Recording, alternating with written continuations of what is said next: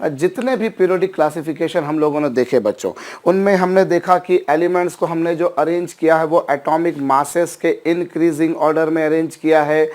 Mendeleev ने बकायदा कहा कि साहब एलिमेंट्स की प्रॉपर्टीज़ जो होती हैं, फिजिकल और केमिकल प्रॉपर्टीज़, वो उनके एटॉमिक मास पर डिपेंड करती हैं। और यही सारा ट्रेडिशन हम लोग देखते हुए आए डॉबरनियर के ट्रायड में, न्यूलैंड के ऑक्टेव में, लॉथर मेयर के कर्व में, या फिर आपका मेंडलीफ पीरियोडिक टेबल में, दैट हमने उनको उनके इन एटॉमिक मासेस के इंक्रीजिंग ऑर्डर में अरेंज किया। पर बाद में बच्चों, काफ़ी समय बाद में एक मॉसले नाम का साइंटिस्ट आया, और मॉसले नाम के साइंटिस्ट ने अब बताया कि नहीं साहब, एलिमेंट्स की प्रॉपर्टीज एटॉमिक मास पे कतई डिपेंड नहीं करती, वो तो एटॉमिक नंबर पे डिपेंड करती है। एक्चुअली उसने डिफरेंट एलिमेंट्स को लेकर बच्चों उनसे एक्स रेज प्रोड्यूस कराई।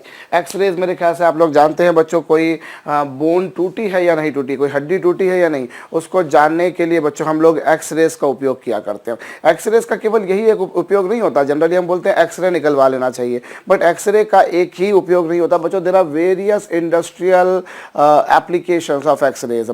किसी मशीन का कोई स्पेयर पार्ट टूटा है या नहीं टूटा है, वो भी आप एक्सरे से जानते हैं। इवन केमिस्ट्री में तो बच्चों एक्सरे स्पेक्ट्रोस्कोपी का बहुत यूटिलिटी है। किसी मॉलिक्यूल का शेप आपको जानना है तो वहाँ एक्सरे आपके काम देगा, और किसी रेजोनेंस वगैरह के बारे में हम आगे चल के बात करेंगे, तब भी एक्सरेज की काफ़ी यूटिलिटी होती है बच्चों।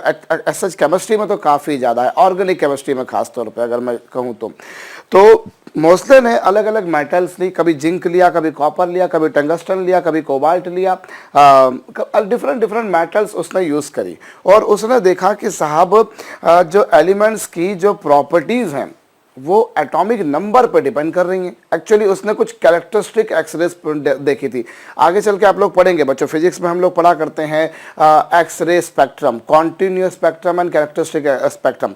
उस समय आप देखेंगे कि जो कैरेक्टरिस्टिक एक्सरेज थी, जिन्हें हिंदी में चरित्रात्मक या गुणात्मक एक्स किरणें कहा जाता है, उनकी जो वेवलेंथ थी साहब वो एटॉमिक नंबर पर डिपेंड कर रही थी। एक्चुअली उसने जो एक्सरेज डेवलप हुई उनकी फ्रिक्वेंसी का स्क्वायर रूट, जो एक्सरेज डेवलप हुई बच्चों उनकी फ्रीक्वेंसी का स्क्वायर रूट और एटॉमिक नंबर के बीच में ग्राफ प्लॉट किया, तो उसने पाया कि जो ग्राफ मिलता है वो ऑलमोस्ट एक स्ट्रेट लाइन मिलता है। That Z is representing atomic number and this square root of frequency is representing characteristic X rays की फ्रीक्वेंसी का स्क्वायर रूट। और उसने देखा कि एक स्ट्रेट लाइन मिल रही है। On this basis he concluded that the physical and chemical properties of elements are the functions of atomic number, atomic number का फंक्शन होती हैं। और उस बेसिस पर उसने अभी तक जो ट्रेडिशन चला आ रहा था कि साहब atomic mass atomic mass atomic mass, उसने पूरी थ्योरी को चेंज करके रख दिया, केमिस्ट्री की पूरी थ्योरी को चेंज करके रख दिया। मैं अगर यूँ कहूँ तो गलत नहीं होगा बच्चों।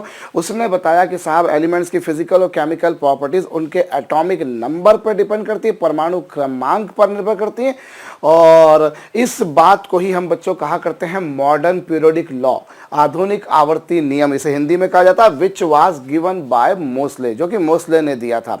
और इस बेसिस पर जो टेबल बनती है बच्चों एलिमेंट्स के क्लासिफिकेशन की, उससे मॉडर्न पीरियोडिक टेबल कहा जाता है बच्चों।